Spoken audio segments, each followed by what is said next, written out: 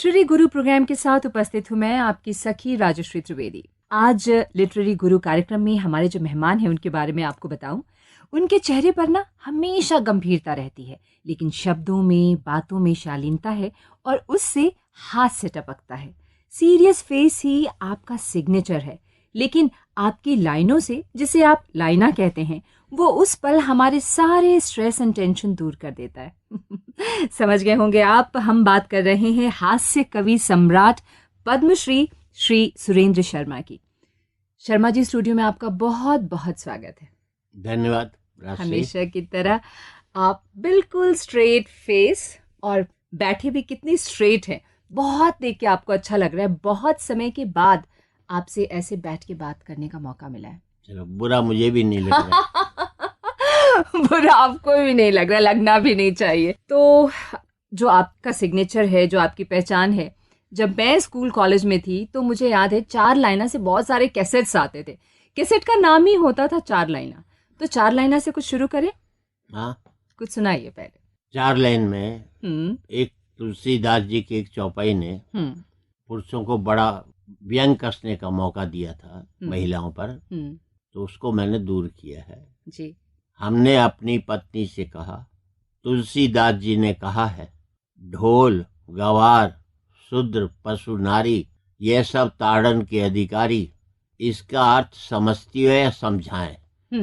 पत्नी बोली, इसके अर्थ तो बिल्कुल ही साफ हैं, इसमें एक जगह मैं हूँ, 4 जगह आप हैं। जी हाँ, इसे बहुत पसंद किया गया था और हंसी के ठहाकों की जो लंबी, जिसे कहते हैं, ऑडियंस के बीच ऑडिटोरियम में सुनने को मिलता है, ये जहाँ भी आप सुनाते हैं। चलिए पहले बचपन के बारे में जानती हूँ कि आप कहाँ पैदा हुए, क्योंकि हरियाणा और राजस्थान ये दोनों जगह की भाषा जो है वो आपके। मैं चारपाई पर पैदा हुआ था। जी, ओके ओके, लेकिन बहुत अच्छा सटीक जवाब है ये। लेकिन क्योंकि हॉस्पिटल थे नहीं, हॉस्पिटल एक 2000 गांव की लोगों की बस्ती थी नागड़ चौधरी, आज तो विधानसभा का क्षेत्र है, तो दाई द्वारा ये सारे काम होते थे। तब मैं वहीं गांव के एक अपने घर के ही एक कमरे में मैं रोता हुआ पैदा हुआ था और लोग हंस रहे थे, मेरा मजाक उड़ा रहे थे रोने का। और उसके बाद से आपने ये बीड़ा उठाया कि मैं हंसाता ही रहूंगा लोगों। जिंदगी में हंसना जरूरी नहीं, हंसाना जरूरी है। ये भी सही है। आज हम सब लोग, मैं कहना चाहता हूँ, खूब हंसो। बस एक बात देख लो, किसी के आंसुओं की कीमत पर तो तुमने हंसी हासिल नहीं की, या किसी की कमजोरी पर ना हंसो। बिल्कुल, क्योंकि एक द्रौपदी की गलत हंसी ने महाभारत करवाई थी। हंसी हर जगह अच्छी नहीं है, फिर वो अट्टहास बन जाता है। इसके विद्रूप रूप हैं कई। हास्य के, अपने ऊपर हंसो तो हास्य, दूसरे पर हंसो तो उपहास है, और किसी को पीड़ा दे करके हंसो तो अट्टहास है। जो रावण ने सीता के अपहरण करते हुए ठहाके लगाए थे, वो हास्य का रूप नहीं था, वो अट्टहास का रूप था। आप शुरू से लिखते रहे या हास्य की रचनाएं कब से शुरू की आपने?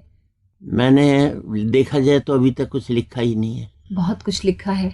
आपने लिखा भले ना होगा, आपकी जगह पे लोग लिख देते होंगे आपके बदले, लेकिन जब तुलसीदास तक ये नहीं कह सके मैं कवि हूँ, तो हम कौन औकात होती है हम कह दें कि हम कवि हैं। चलिए, इस बात पे हम आपकी पसंद का पहला गाना सुन लेते हैं। पहला गीत आप कौन सा सुनवाएंगे? जो आप सुनाना चाहें सुना। चलिए, तो आपकी लिस्ट मेरे पास है। पहला गाना हम प्यासा से सुनवाते हैं। प्यासा का ये गीत आपको पसंद है। एक हास्य कवि को इतना गंभीर गाना पसंद है, ये हम आपसे पूछेंगे इस गीत को सुनने के बाद। जी। ये तख्तों, ये ताजों की दुनिया, ये इंसान के दुश्मन समाजों की दुनिया, ये महलों, ये तख्तों, ये ताजों की दुनिया, ये इंसान के दुश्मन समाजों की दुनिया, ये दौलत के भूखे रवाजों की दुनिया, ये दुनिया अगर मिल भी जाए तो क्या है, ये दुनिया अगर मिल भी जाए तो क्या है।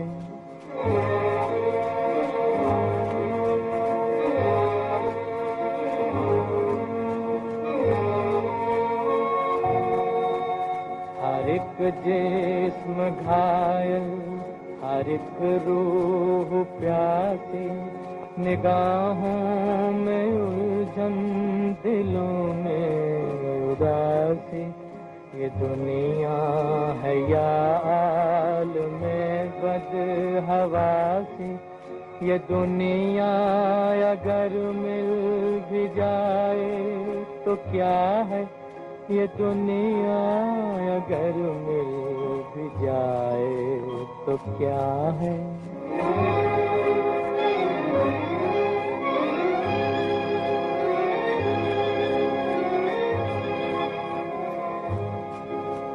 यहाँ एक खिलौना है इंसान की हस्ती, ये बसती है मुर्दा परस्तों की बसती।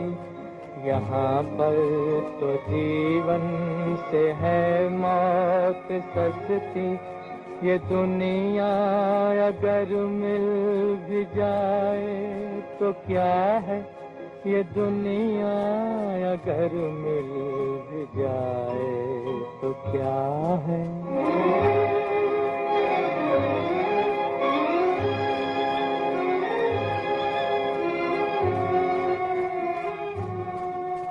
जवानी भटकती है बदकार बनकर, जवां जिस्म सजते हैं बाजार बनकर। यहाँ प्यार होता है व्यापार बनकर, ये दुनिया अगर मिल भी जाए तो क्या है, ये दुनिया अगर मिल भी जाए तो क्या है।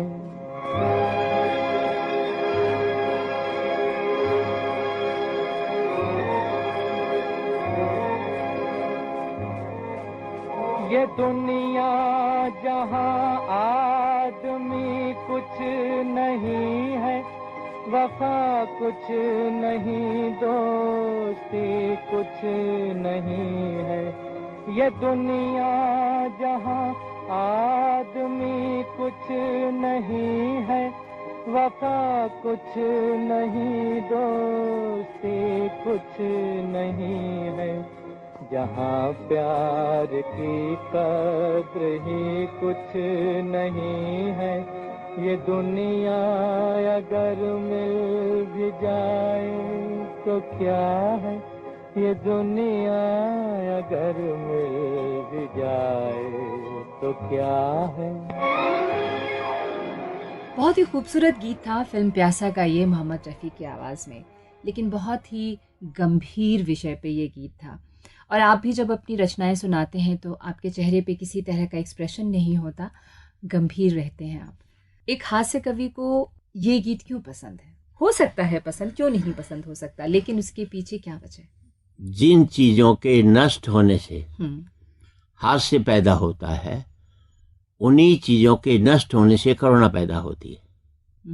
जैसे क्रोध है, क्रोध नष्ट होगा तो हास्य पैदा होगा, क्रोध नष्ट होगा तो करुणा भी पैदा होगी।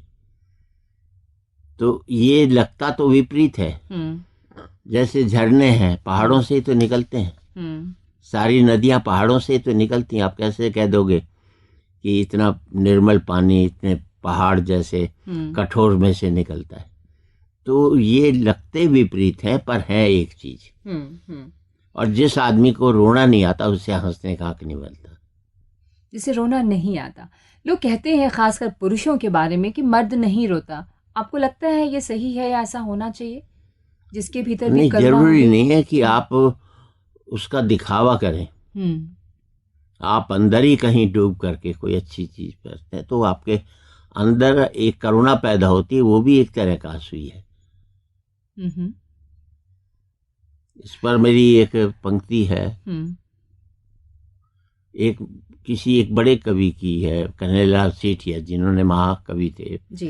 राजस्थान के धरती धोरारी जैसा गीत उन्होंने लिखा था, जो राजस्थान का मुख्य गीत माना जाता है। उन्होंने कहा कि हंसी ने आंसू से कहा कि तू निकलता तो तेरे तो पता ही नहीं लगता, मुझे देख जब मैं निकलती हूँ तो पूरे मोहल्ले को पता लगता है, हैं? तेरा तो कुछ मालूम नहीं होता। तो बीच में नाक थी। ओके। बीच में नाक थी। हाँ हाँ हाँ। मुंह से हंसी निकलती, आंख से आंसू निकलता, बीच में नाक थी। तो नाक ने जवाब दिया, ऐसा है, ऊंचे कुल वालों में और नीचे कुल वालों में इतना ही फर्क होता है। ऊंचे कुल वाले निकलते हैं तो सुर सराबा नहीं करते, नीचे कुल वाले निकलते हैं तो सुर सराबा करके निकलते। आपसे जो भी बातें इस वक्त हो रही हैं वो इतनी गूढ़ और इतनी गंभीर बातें हैं कि हमारे श्रोता ज़रूर सोचेंगे कि हमें कुछ ऐसी भी रचनाएं सुननी है जिससे आज वो भी हंसें और वो भी खुश हों और वो भी एक अच्छी गंभीर बात भी सालों तक आपको सुख देती है। बिल्कुल बिल्कुल, उसमें एक मैसेज होता है जिसको आप अपने जीवन में अगर उतारें। मेरा मकसद हंसाना नहीं है, किसी मकसद से हंसा दूं तो हंसाना सार्थक। क्या बात है, क्या बात है, क्या बात है। तो अब हम आपकी पसंद का एक गाना सुनते हैं, आधा है चंद्रमा रात आधी।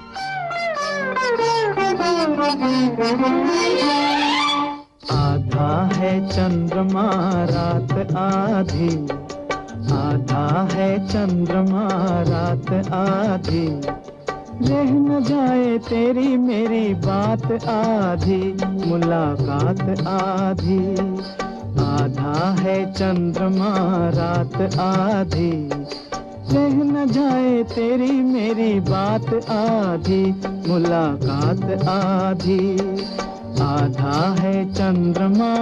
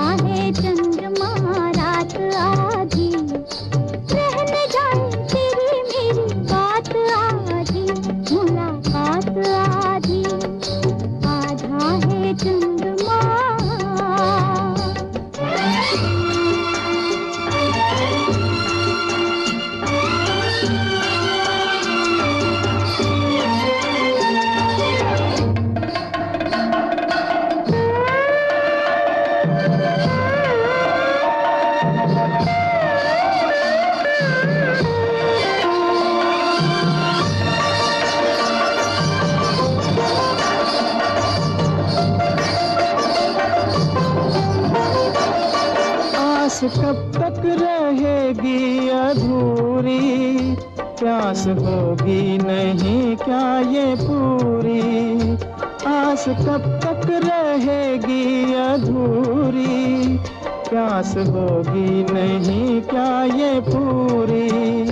प्यासा प्यासा पवन, प्यासा प्यासा गगन, प्यासे तारों की भी है बारात आधी। आधा है चंद्रमा रात आधी, रह न जाए तेरी मेरी बात आधी, मुलाकात आधी। आधा है चंद्रमा।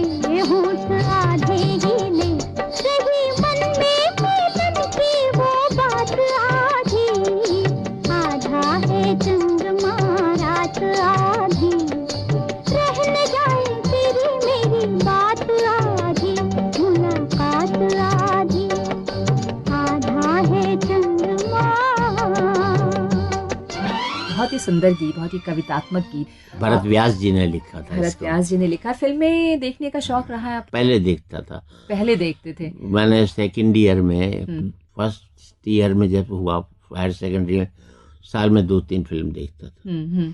और साल में 2-3 फिल्में देखते थे। और सेकंड ईयर में जब मैं आया तो मैंने 82 फिल्म्स देखी। अच्छा, ये परिवर्तन क्यों हुआ इतना मेजर? ताकि फेल होना था मुझे। जी हाँ, बीकॉम में आप फेल हुए थे तो फिल्में देख के फेल हुए थे। जो संगत थी उसमें ये था, पढ़ना वढ़ना कुछ नहीं है। मेरा खुद का बिजनेस था, फादर का आयुर्वेद का, सबके बिजनेस थे, मैं क्यों भी बेकार माथा पच्ची करें। तो हम कॉलेज फेलो रहे, क्लास फेलो कभी भी नहीं रहे। कॉलेज फेलो, क्लास फेलो नहीं, कॉलेज फेलो। और भी लोग साथ आ गए। तो आप लेकिन कॉलेज में बहुत पॉपुलर थे। हाँ, हमारा एक दोस्त था प्रहलाद गुप्ता, जिसका प्रहलाद एंड पार्टी थी ऑर्केस्ट्रा की। वो सबसे विटिएस्ट पर्सन था। वो हमारे ग्रुप लीडर था। उसकी संगत में हमारा सुबह से शाम तक एक ही कार्यक्रम है कि किसको कितना खींचा जाए मतलब एक दूसरे की टांग खींची जाए। अच्छा, ओके, लेग पुलिंग। जरा सी भी बात मुंह से निकली तो हम तब निकालते थे जब वो उसका क्या जवाब होगा, उसका जवाब मैं क्या दूंगा, फिर ये क्या जवाब देगा, इतनी आगे की सोचकर तब बात करते थे। तो उसमें 6-7 दोस्त बच्चे, बाकी जो भी आता था रोते हुए बाहर निकल जाता था। इतनी खिंचाई करती थी उसको। ये निर्णय ले लिया, तू घोड़ी पर बैठा, तुझे रुलाना है बस। 1000 रुपए की शर्त लगाई। अच्छा, उस समय? हाँ, और रुलाया उसे अगले। लेकिन कॉलेज में रुलाया, उसके बाद फिर चेंज हो गए? नहीं, दोस्ती तो बन नहीं रही ना। 1000 के 2000 लिए उससे फिर।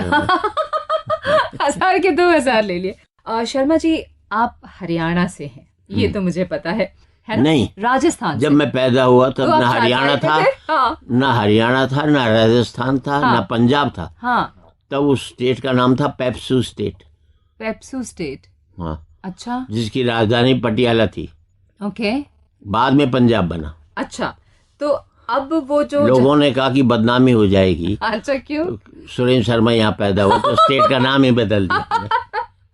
ओह गॉड, तो उसका नाम बदल के पंजाब बना, फिर पंजाब से फिर हरियाणा बना वो। ओके, तो मैं क्या कहूँ फिर, आप क्या कहेंगे कि फिर जो आज प्रेजेंट में जो है वो हरियाणा है। अच्छा, तो फिर आपकी जो कविताओं का लहजा है ना, वो हरियाणवी और राजस्थानी मिक्स्ड मुझे लगता है। आप सही करेंगे। शेखावाटी बेल्ट है, मेरा राजस्थान बॉर्डर 2 किलोमीटर पर पड़ता है, तो इसलिए वो मिक्स भाषा हो जाती है। और वहाँ पे पत्नी को घराड़ी कहते हैं। घराड़ी है ना? क्या कहते हैं? घराड़ी। ओके। वो बोल भी नहीं सकता। अच्छा। जैसे आप पानी बोलेंगे, हम कहेंगे पानी। सही क्या है? सही तो पानी है जो मैं पी रहा हूँ। जो मेरी भाषा है, लोक भाषा का जो आनंद है वो हिंदी में थोड़ी होता है। हिंदी तो कुछ सालों की भाषा है, हमारी लोक भाषाएं तो हजारों साल की हैं, ब्रिज हो, राजस्थानी हो। तो जो आपकी जो रचनाएं हैं, जो हास्य कविताएं होती हैं आपकी, वो घराड़ी पे केंद्रित होती है। मैं भी गलत नहीं बोलना चाहती हूँ, लेकिन सही बोलने की कोशिश कर रही हूँ। तो जब आप सम्मेलनों में जाना शुरू किए, मंचों पे जाना शुरू किए और पत्नी पे कविताएं सुनाना शुरू किए, तो शुरू में जब आप घर आते थे तो आपकी पत्नी का क्या रिएक्शन होता? कुछ रिएक्शन नहीं होता था, पैंट में हाथ डालकर रुपए निकाल लेती थी। ऐसा करती थी? हाँ, तो ये हुआ ना। मैं तो ऐसे ही लगा जैसे उसकी तरफ से डेपुटेशन पर काम कर रहा हूँ। अच्छा। और अपना जेब खर्चा उससे ले लेता हूँ। तो इसका मतलब आपने जो बताया अभी कि उसने कहा, आपकी पत्नी ने जवाब दिया था कि एक जगह मैं हूँ, 3 जगह आप हैं। 4 जगह। 4 जगह। ढोल गंवार शूद्र पशु। तो आपका क्या जवाब था इस पे? आप खामोश थे? बेसिकली देखिए, पति पत्नी के बीच में बातचीत होती है। वो बात करती रहती है, मैं चित होता रहता हूँ। अच्छा, ओके। कहा सुनी होती है, वो कहती रहती है, मैं सुनता रहता हूँ। क्या बात है, क्या बात है। इसलिए फिर बड़ी शांति से वो कहते हैं गाड़ी चल रही है ना? देखो, पत्नी को दुखी करोगे तो 10,000 का खर्च होगा, नहीं दुखी करोगे तो 2-4 हजार में सड़ जाएगी। ऐसा? हाँ। कैसे? क्यों दुखी हो, पहले तो उसको खुश करो, उसके 2-4-5 हजार खर्च करो, फिर खुश होने के लिए फिर उसकी डिमांड पूरी करो। डबल खर्चा क्यों बढ़ता? इसलिए मेरा मानना है कि कभी भी पत्नी छोटी मोटी बातों में पत्नी की चलाओ, बड़ी मामलों में अपनी चलाओ, बस तभी घर चलता है। ओके, चलिए इसी बात पे हम शोर फिल्म का वो गाना सुनते हैं, एक प्यार का नगमा है। बहुत प्यारा। क्या बात है ना? बहुत खूबसूरत गीत है, संतोष आनंद जी का लिखा हुआ। मेरे बहुत प्यारे कवि, बहुत अजीज हैं आपको। उनके और कौन सी गीत आपको बहुत अच्छे लगते? शोर फिल्म देखी थी उसने? जितने भी गाने लिखे अच्छे लिखे, प्रेम गीत रहे ज्यादा या फिर देशभक्ति गीत भी? बहुत एक पूर्वा सुहानी आई रे, हाँ, तो पूरब और पश्चिम का। और सबसे बड़ी बात है तो उसने धुन भी खुद ही बनाई। अच्छा। सब गीतों की धुन उसकी खुद की, किसी और ने धुन नहीं बनाई। प्यार करना मैं वो भी उसकी धुन, मैं ना भूलूंगा मैं ना भूलूंगी। तो हम फिल्म शोर का ये गाना सुन लेते हैं।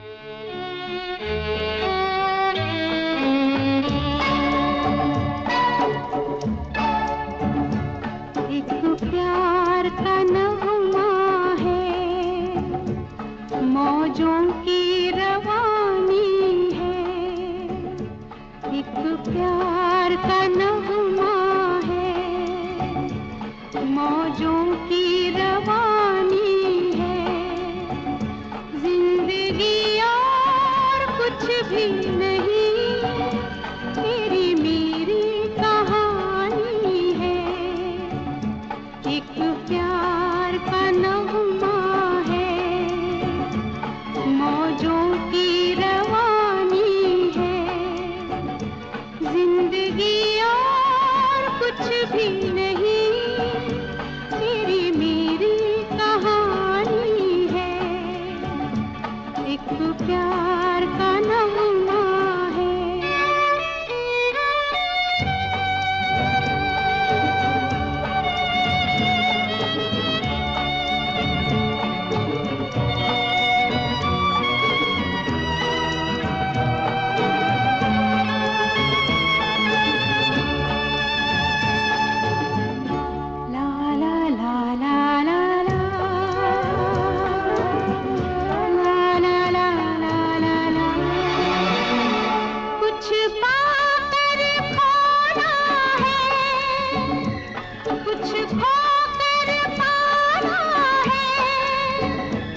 जीवन का मतलब तो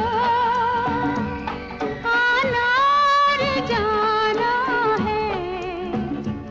दो पल के जीवन से एक उम्र चुरानी है। जिंदगी और कुछ भी नहीं, तेरी मेरी कहानी है। एक प्यार का नगमा है। बेहद खूबसूरत गीत मुकेश और लता मंगेशकर की आवाज में अभी आपने सुना। शर्मा जी की पसंद का ये गाना। कभी मिल पाए आप उनसे किसी मंच पर? 100 से ऊपर गिनती होगी। अच्छा। क्योंकि वो भी मंच के कवि थे, हम भी मंच के कवि थे। मैं जब आया तब वो मंच पर थे। आप की कविता में मैंने कहीं पढ़ा सुना कि पति 3 तरह के होते हैं, बहादुर, गुलाम पति और महागुलाम। मैं चाहूंगी कि आप इसको पहले तो एक्सप्लेन करें, डिफाइन करें, और फिर आप ये बताएं कि आप किस तरह के पति हैं, आप किस श्रेणी में? पति 3 तरह, एक तो होता है बहादुर, वो तो मैं ही हूँ। अच्छा, ओके। एक हो गया ना? एक हो गया। फिर होता है गुलाम पति, वो सदा लुगाई के पीछे चलता है, लुगाई आगे चलेगी, वो उसके पीछे पीछे। एक महागुलाम होता है जो गोदी में बच्चा उठाकर भी अच्छा, ओके ओके। तो उसको महागुलाम आप क्यों कहते हैं भाई? उसकी भी जिम्मेदारी है, वो क्यों नहीं गोदी में बच्चा उठाकर चलेगा? ये कैसी बात है? बच्चे का खर्चा उठा रहा है, ये क्या कम बड़ी बात है? क्यों खर्चा उठा रहा है? कम बड़ी बात खर्चा उठा रहा है। हाँ? और पत्नी का भी खर्चा उठा रहा है, तो जिम्मेदारी है उसकी। तो उसकी पत्नी की भी तो कोई जिम्मेदारी है कि सारा बोझ उसी के ऊपर लाद दो बेचारे के ऊपर। सारा बोझ उसके ऊपर कहाँ लादा है? बस एक बच्चे का कोई बोझ ही नहीं होता। मैंने आज तक कभी बच्चा नहीं उठाया। एक दिन उठाया था, एक ने पकड़ लिया मुझे। किसने पकड़ लिया? दोस्त ने। क्यों बे महागुलाम? अच्छा, ओके। फिर मैंने कहा अपना नहीं है, सड़क पर रो रहा था, मैं तो थाने में जमा करवाने ले जा रहा हूँ। हे भगवान, आपने ऐसा बचा लिया महागुलाम के। लेकिन ये बताएं कि आपने कहा अभी कि आप बहादुर हैं, पहले वाले, लेकिन आपने अभी कुछ ही देर पहले ये बात कही थी, बात वो करती हैं चित में रहता हूँ, कहती है वो सुनता हूँ मैं। तो फिर बहादुर कवि औरों के सामने। अच्छा, ओके, औरों के सामने। जैसे मैं पत्नी चलती है, मैंने कहा पीछे चले वो गुलाम, मैंने कहा नहीं, मैं पत्नी के 500 कदम पीछे चलता हूँ, किसी को पता ही नहीं चलता। और वो और कोशिश ये करता हूँ किसी और की लुगाई जा रही तो उसके आगे हो जाओ। लोग कहें बड़ा बहादुर है, देखो आप, उससे क्या मालूम मेरी पत्नी कौन सी। तो ये ट्रिक होती है जिसमें आप बहादुर हो सकते हैं। और ये सारे ट्रिक्स आप मंचों से देते हैं पुरुषों को, और वो फिर अपने जीवन में इसको कहीं ना कहीं लाने की कोशिश करते हैं, है ना। और आप ये भी कहते, एक के घर में भी झगड़ा करवा दिया तो मैंने कविता पढ़ना सार्थक हो गया। एक के घर में भी, कितने घरों में होती होगी आपकी बात सुनकर, आपने सोचा है कभी? वही तो मेरा सुख है। वही आपका सुख है। सही बात है। सुख क्या है? मेरी 2 गाड़ियां मुझे सुख नहीं देती, मेरे सगे भाई की 3 गाड़ियां मुझे तकलीफ देती हैं। सुख उसे कहते हैं जो मेरे पास नहीं है। जैसे मेरा सुख ये है कि मुझे करीना कपूर या कोई भी फिल्म एक्ट्रेस मिल जाए, वो मिलते हैं, सुख दूसरी हीरोइन पर ट्रांसफर हो जाता है। सुख बदलता रहता है। सुख हम बदलते रहते हैं। पहले नहीं होता था, पहले जो मेरे पास था मैं उसमें सेटिस्फाइड, संतोष था। अब मुझे जो दूसरे के पास है वो मेरे दुख का कारण है। अपनी खुशी से खुश नहीं है, दूसरों के सुख से दुखी है। चलिए इस बात पे आपकी पसंद का वो गाना सुनते हैं, लता मंगेशकर की आवाज़ में। अभी आपने जिक्र किया था उनका, ए मेरे वतन के लोगों। देशभक्ति से परिपूर्ण है ये गीत, और देशभक्ति का गीत है तो जाहिर है सबको ही पसंद है। आपकी कोई ख़ास बात, कोई ख़ास वजह? क्योंकि मैं प्रदीप जी से बहुत मिला हूँ। अच्छा। उनके घर जा कर के उन्होंने सन 53 में, 52-53 में कवि सम्मेलन छोड़ दिए थे। जब पहला फिल्म का गीत लिखा तब ये कहकर छोड़ दिए, अब मैं कवि नहीं रह गया, अब मैं फर्नीचर बनाने वाला हो गया। ऐसा क्यों? क्योंकि तो बहुत अच्छे लिखे उन्होंने। जो डायरेक्टर कहता मुझे उस हिसाब से लिखना पड़ता है, ये करना है वो करना है। तो अब फिर उसके बाद उन्होंने कवि सम्मेलन नहीं पढ़े जिंदगी भर। वो एकमात्र ऐसे कवि थे जो म्यूजिक डायरेक्टर के घर नहीं जाते थे, म्यूजिक डायरेक्टर उनके घर आता था। क्या बात है। वो ऐसे थे कि कई 90% गीत उन्होंने खुद गाए, और म्यूजिक का कोई शोर नहीं था। पिंजरे के पंछी रे तेरा दर्द न जाने कोई, दे दी हमें आज़ादी बिना गांधी के ऊपर इससे बेहतर गीत लिखा नहीं गया। आज भी उनकी जो कोठी है अरबों की होगी, पर 2 मंजिल बनी हुई है। उनकी बेटी मेरी अच्छी दोस्त भी है, मितुल, उसने बिल्कुल भी किसी प्रॉपर्टी डीलर को नहीं दी। जो उनका कमरा है उसको वैसे ही रखा हुआ है इसको। बहुत सुंदर। लेकिन ये तो लॉस हुआ ना हम लोगों के लिए, श्रोताओं के लिए। उनके जो गीत हैं, इतने अच्छे गीत प्रदीप जी ने लिखे थे, उन्होंने अपने लिए जो भी सोचकर उन्होंने निर्णय लिया कि वो नहीं लिखेंगे फिल्मों के लिए, लेकिन फिल्म इंडस्ट्री के लिए, फिल्म के लिए लिखेंगे। कवि सम्मेलन में कविता नहीं पढ़ेंगे। ओके। फिल्मों के लिए नहीं मना किया। और आखिर में तो उन्होंने जो उस संतोषी माता के गीत लिखे, वो पूरी फिल्म हिट हो गई, सुपर हिट हुई थी फिल्म। तो चलिए हम लता मंगेशकर की आवाज में ये गीत सुनते हैं।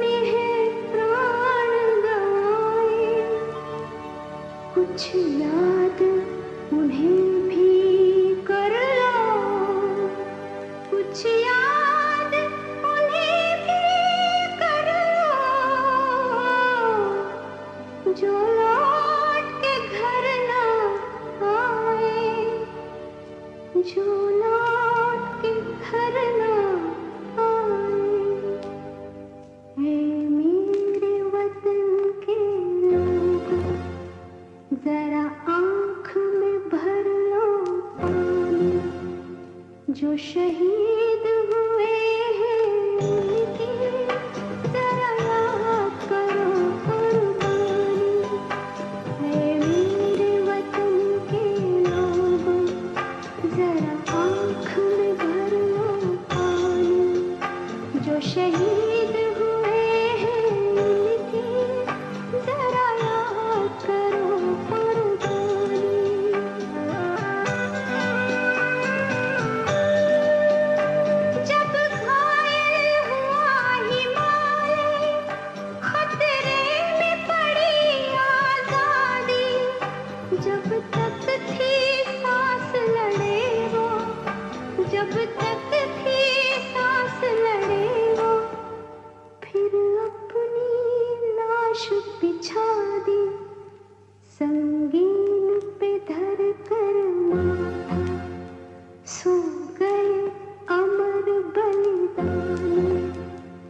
जो शहीद हुए हैं उनकी जरा याद करो कुर्बानी।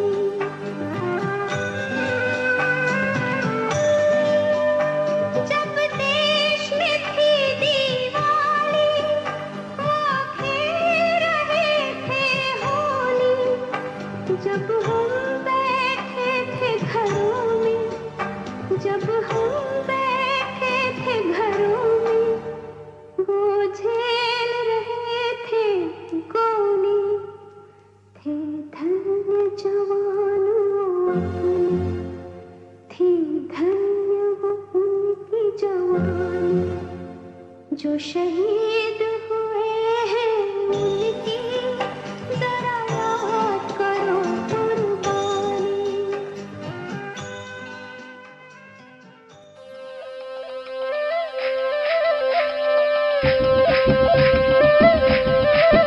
विचारों की ऊर्जा, कल्पना की उड़ान, कलम की शक्ति और भाषा का गौरव,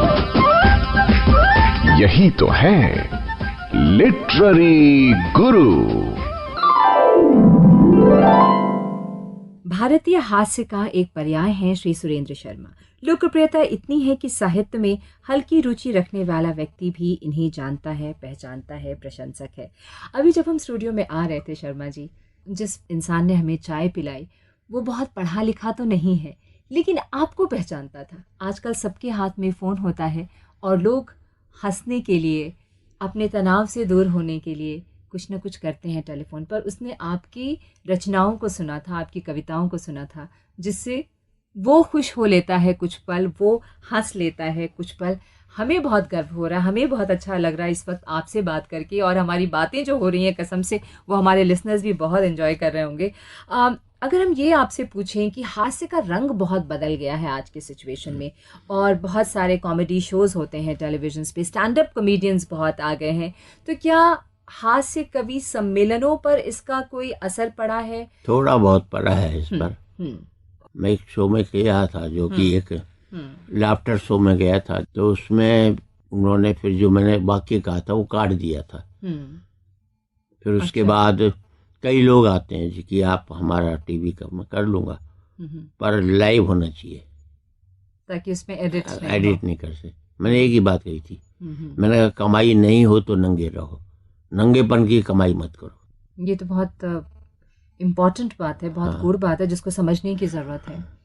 क्योंकि आज अगर हम थोड़ी सी इसकी बात करें तो बहुत फूहड़ता देखने सुनने को मिलती है, और ख़ासकर औरतों का भी का एक तरह से सबका देखिए डबल, उन्हें लगता है हास्य यही है, उन्हें हास्य का सही मतलब पता ही नहीं है, तो उनसे क्या कहा जाए। चलिए, वो भी एक आज के समय का पता नहीं, हो सकता है कि कुछ समय के बाद इसमें भी परिवर्तन आए और लोग इस बात को गंभीरता से सोचें। आप मुझे ये बताएं, ये मैं जानने को उत्सुक हूँ कि जब आप कविता पढ़ते हैं, सारे लोग हंस रहे होते हैं, हंस हंस के पागल हो रहे होते हैं, आप इतने खामोश, इतने स्ट्रेट कैसे रहते हैं? There is no expression on your face. उसकी एक ही वजह है, क्या? अगर मैं एक्शन करूंगा तो लोगों का 10-15% ध्यान एक्शन पर भी रहेगा। अब मैं कोई एक्शन नहीं करता तो 100% ध्यान जो है मेरे शब्दों पर रहता है, क्योंकि मैं मुंह से नहीं बोलता, मन से बोलता हूँ। अगर आप एक्शन करते हैं तो उसमें मन थोड़ा गायब हो जाता है और मुंह का प्रतिशत बढ़ता चला जाता है।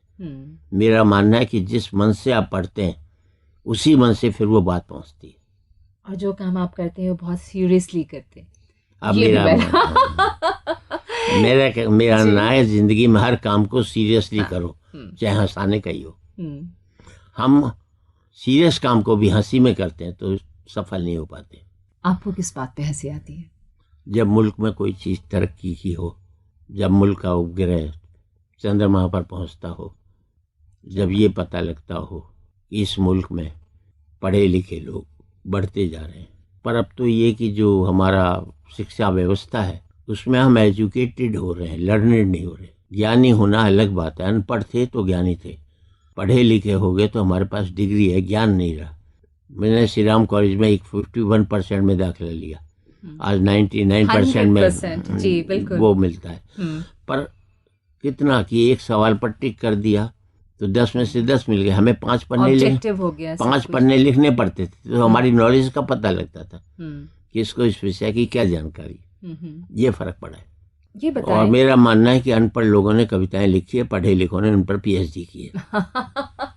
बिल्कुल सही कहा आपने, बिल्कुल सही कहा कि कबीर और रहीम और वो सब कहते हैं इन लोगों पे कितना काम हो, और ऐसे भी कितने सारे हर एक को ले लो ना, मीरा पर ले लो, सुर पर ले लो, कबीर पर ले लो, 100 200 PhD हुई है उन पर। हम पारिवारिक मूल्यों की बात करें तो आपकी कविताओं में आप उसको कैसे बयां करते हैं? मैं एक ही बात कहना चाहता हूँ। वैसे भी मेरी बहुत लंबी कविता, उसमें एक पंक्ति है, मैं यहाँ पढ़े लिखे इतने लोग बैठे हैं उनसे कहना चाहता हूँ, पता नहीं कितने वक्त की रोटियां काट कर माँ बाप ने तुम्हें इतना लायक बनाया। जिंदगी में इतने लायक मत हो जाना कि माँ बाप को अपने लायक नहीं समझो। बिल्कुल सही कहा आपने कि और जो मैं बात कहता हूँ उसको मैं जीता हूँ। मैं अभी भी माँ के साथ रहता हूँ। मैं ये नहीं कहता माँ मेरे साथ रहती है। वो 94 ईयर्स की है, जॉइंट फैमिली है हमारी, यहीं दिल्ली में। कभी उन्होंने आपको मंच पे सुना? ना, कभी मेरे नहीं? फादर ने भी नहीं सुना, मेरी माँ ने भी नहीं। ऐसा क्यों? मैं पढ़ ही नहीं सकता। क्यों? कि फादर बैठे, मैं हंसी की बात कैसे कर लूंगा? क्यों, ऐसा क्या है? मतलब वो भी कभी हिम्मत ही नहीं हुई। अच्छा। पिताजी ने मुझे बुला लिया, 5 मिनट निपटा दिए तो बहुत बड़ी बात है। चलो आज वो अभी है ऐसा, मतलब हाँ, जब जो तक वो थे। कह रहे हैं, फादर नहीं है लेकिन जो कहते थे वो ऑर्डर होता था, उसमें तर्क नहीं होता था। आज मैं अपने बच्चों को कुछ कहता हूँ तो उस पर तर्क करते हैं। पहले तर्क का कोई गुंजाइश ही नहीं थी, हाँ कह दिया तो हाँ, बस वही माँ के साथ जो उन्होंने कह दिया उसमें कोई गुंजाइश नहीं है। बहुत ओबीडियंट अभी भी आज नहीं, के वो कोई मेरा गुण नहीं होना ही चाहिए हर बच्चे को। नहीं, मतलब ओबीडियंट, बहुत जिसे कहते हैं कि अनुशासन जो घर में था। हाँ, और अभी भी उनको मुश्किल से सुनना। 2-4 मिनट माँ से मिलता हूँ बस। चलिए, आपकी पसंद का अब हम वो गाना सुनते हैं। प्रदीप का जिक्र किया था आपने, उन्हीं का लिखा हुआ ये गीत जागृति फिल्म का, दे दी हमें आज़ादी, सुनते हैं। दे दी हमें आज़ादी, बिना खड़ग बिना ढाल, साबरमती के संत तूने कर दिया कमाल। दे दी हमें आज़ादी, बिना खड़ग बिना ढाल, साबरमती के संत तूने कर दिया कमाल। आंधी में भी जलती रही गांधी तेरी मशाल, साबरमती के संत तूने कर दिया कमाल। दे दी हमें आज़ादी, बिना खड़ग बिना ढाल, साबरमती के संत तूने कर दिया कमाल। धरती पे लड़ी तूने अजब ढब की लड़ाई, दागे न कहीं तोप न बंदूक चलाई, दुश्मन के किले पर भी न की तूने चढ़ाई, बाहरी फकीर खूब करामात दिखाई, चुटकी में दुश्मनों को दिया देश से निकाल, साबरमती के संत तूने कर दिया कमाल। दे दी हमें आज़ादी, बिना खड़ग बिना ढाल, साबरमती के संत तूने कर दिया कमाल। रघुपति राघव राजा राम, शतरंज बिछा कर यहाँ बैठा था जमाना, लगता था कि मुश्किल है फिरंगी को हराना, टक्कर थी बड़े जोर की, दुश्मन भी था दाना, पर तू भी था बापू बड़ा उस्ताद पुराना, मारा वो कच के दाव की उल्टी सभी की चाल, साबरमती के संत तूने कर दिया कमाल। दे दी हमें आज़ादी, बिना खड़ग बिना ढाल, साबरमती के संत तूने कर दिया कमाल। रघुपति राघव राजा राम। चलिए, ये गीत अभी हमने सुना फिल्म जागृति से। शर्मा जी, आपने बताया कि आप प्रदीप से बहुत करीब थे, उनसे मिलते जुलते थे।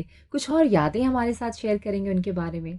उनके बारे में देखिए, उन्होंने 2 बेटी थी, दोनों बेटियों ने उनको कंधा दे करके वहाँ तक ले गई थी, और एक बेटी अभी नहीं रही उनकी, लेकिन दूसरी बेटी घर खर्चा बच्चों को पेंटिंग सिखाती है, स्कल्पचर बनाना सिखाती है, उससे चला रही है।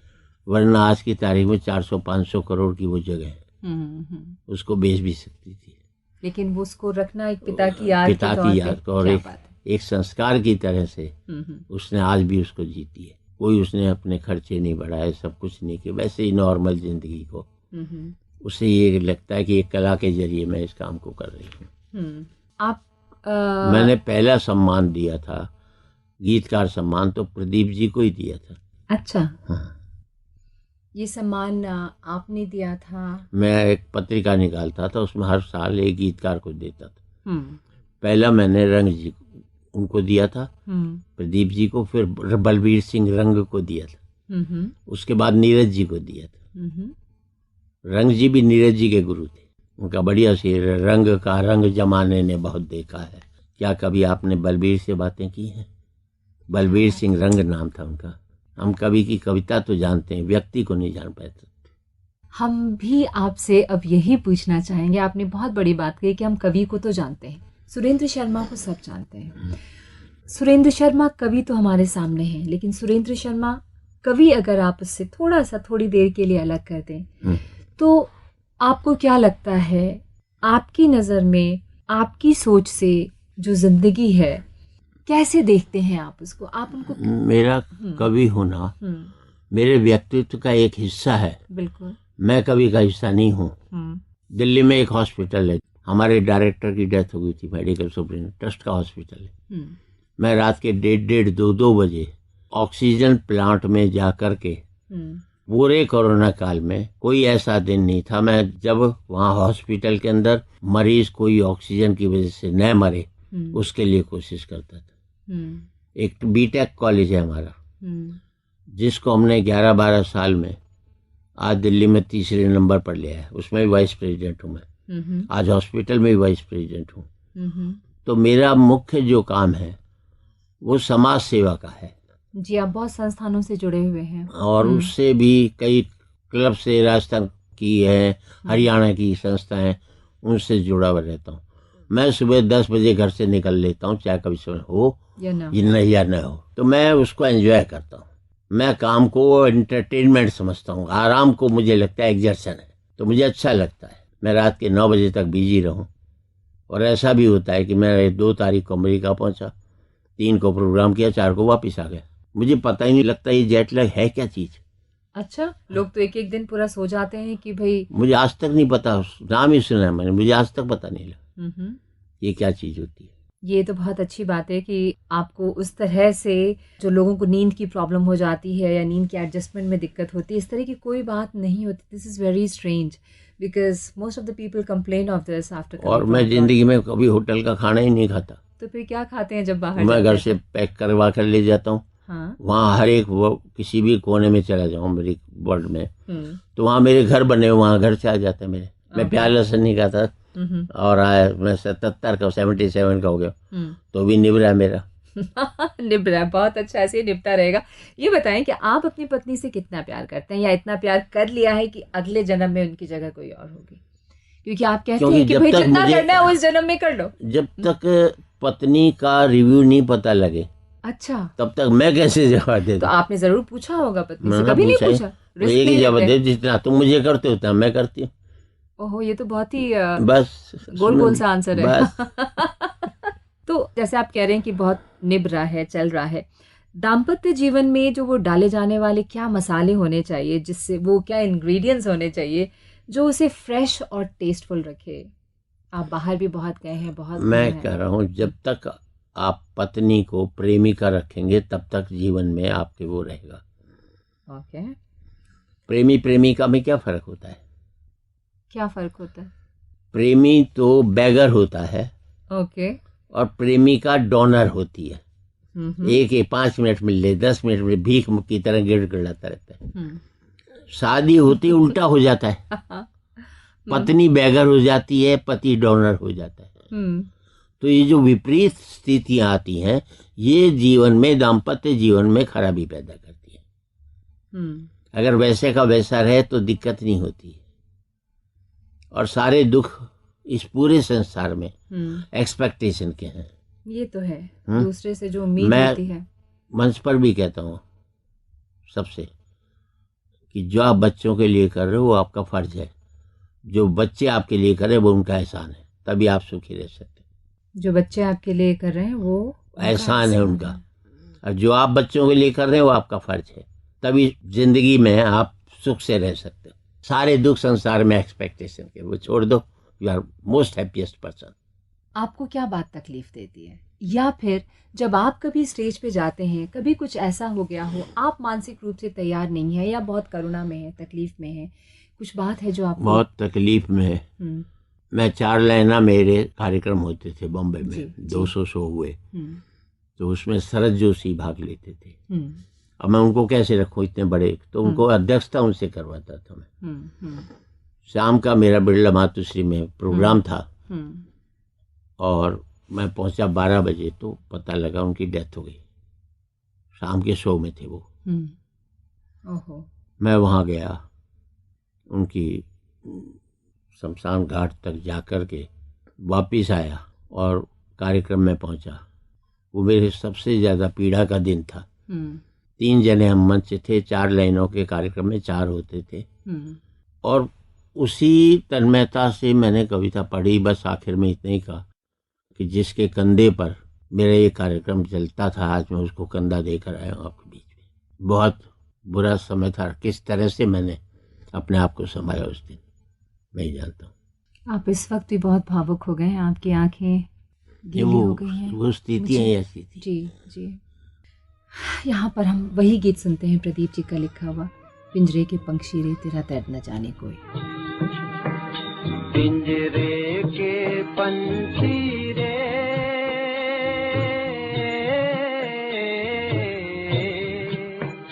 तेरा दर्द न जाने कोई, तेरा दर्द न जाने कोई।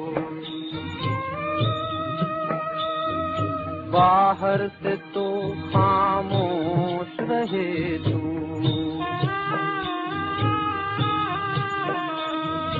बाहर से तो खामोश रहे तू, भीतर भीतर रोए रे, के भीतर भीतर रोए, तेरा दर्द न जाने को।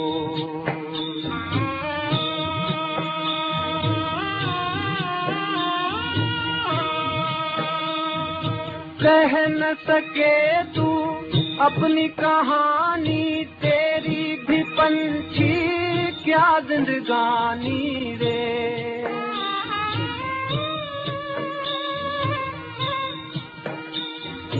कह न सके तू अपनी कहानी, तेरी भी पंछी क्या जिंदगानी रे।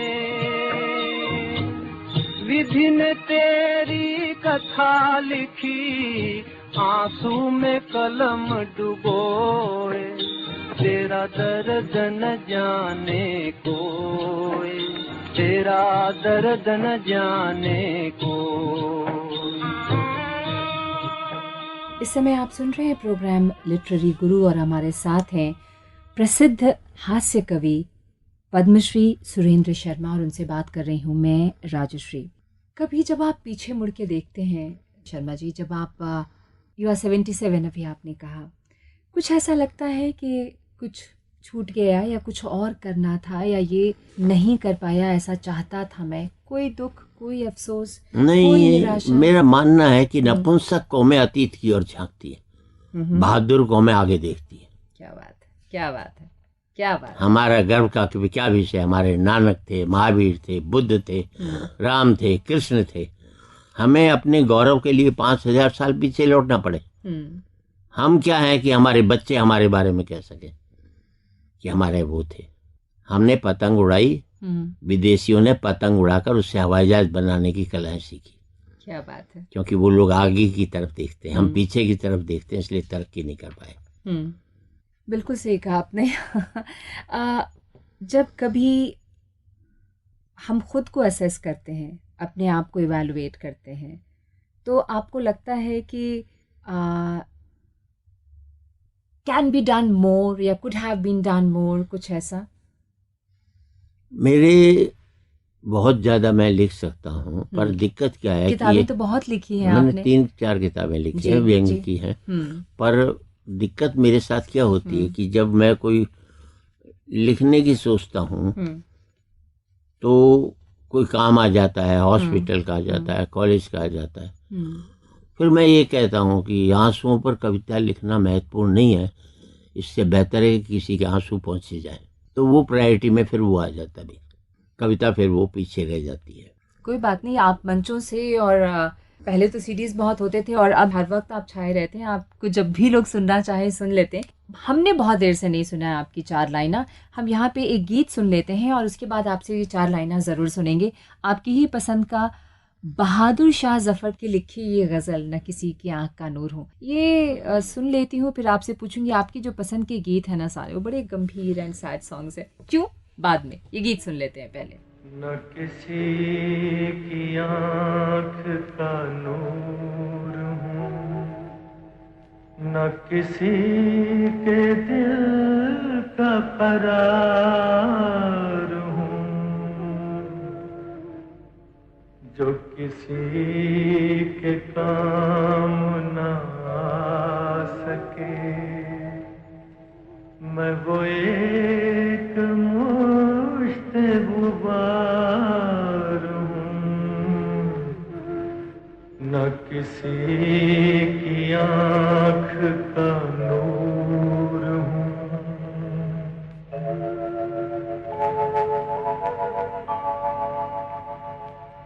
न तो मैं किसी का हबीब हूँ, न तो मैं किसी का रकीब हूँ, जो बिगड़ गया वो नसीब हूँ, जो जड़ गया वो दयार हूँ, न किसी की आँख का नूर हूँ।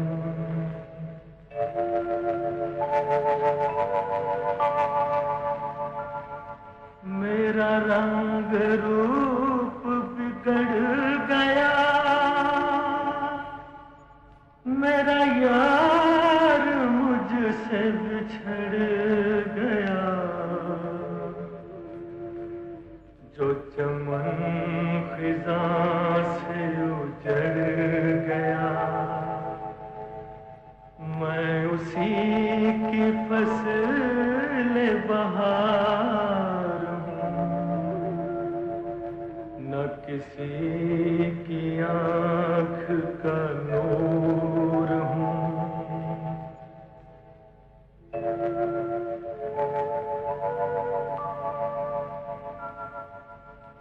फातिहा कोई आए क्यों, कोई 4 फूल चढ़ाए क्यों, कोई आके शम्मा जलाए क्यों, मैं वो बेकसी का मज़ार हूँ, न किसी की आँख का नूर हूँ। 2 सवाल मुझे आपसे करने थे। पहला तो ये कि बहादुर शाह जफर लिखी जो ये गज़ल अभी हमने सुनाई, न किसी की आँख का नूर हूँ, क्यों पसंद है आपको? एक बादशाह के बादशाह छिन जाने का, और बहुत बड़ा शायर था वो अपनी पीड़ा को व्यक्त जो करता है, हर व्यक्ति जो है, मैं समझता हूँ कि उस समय का ये एक सबसे, और जिस हिसाब से उसको रफ़ी साहब ने गाया है, उस तरह इस गीत को कोई गा भी नहीं सकता था। एक गूंज सी आवाज आती थी, जैसे एक किले में कोई आदमी कैद हो और वो गा रहा हो, तो एक जो गूंज सी आवाज आती है वो इस गीत के अंदर उन्होंने पैदा की थी। और आपसे ये भी रिक्वेस्ट किया था कि 4 लाइन हमें 4 लाइन मैं सुना देता हूँ, जो कि आज की तारीख में जरूरी है इस मुल्क में कि आज एक बार कहें, आखिरी बार कहें, क्या पता तुम न रहो, क्या पता हम न रहें। आज एक बार कहें, आखिरी बार कहें, क्या पता तुम न रहो, क्या पता हम न रहें। मंदिरों मस्जिद की या किसी इमारत की, माटी तो लगी उसमें भाई मेरे भारत की। लहू था हिंदू का, अल्लाह शर्मिंदा रहा, मरा मुसलमान तो राम कब जिंदा रहा। बिखरे बिखरे हैं सभी, आओ मिलजुल कर रहें, क्या पता तुम न रहो, क्या पता हम न रहें। बहुत सुंदर। ज़िंदगी का कोई ठिकाना नहीं होता, कब कहाँ कोई आंख मूंदे, तो मोहब्बत, प्रेम, इन सब से हम एक साथ एक दूसरे से जुड़े। और बहुत बहुत शुक्रिया यहाँ आने के लिए शर्मा जी, और हमसे बातें करने के लिए। आपका भी बहुत बहुत शुक्रिया। दोस्तों, हम बात कर रहे थे लिटरेरी गुरु प्रोग्राम में आज प्रसिद्ध हास्य कवि पद्मश्री सुरेंद्र शर्मा से। अब मैं राजश्री त्रिवेदी आपसे लेती हूँ इजाज़त, फिर मुलाकात होगी। नमस्कार।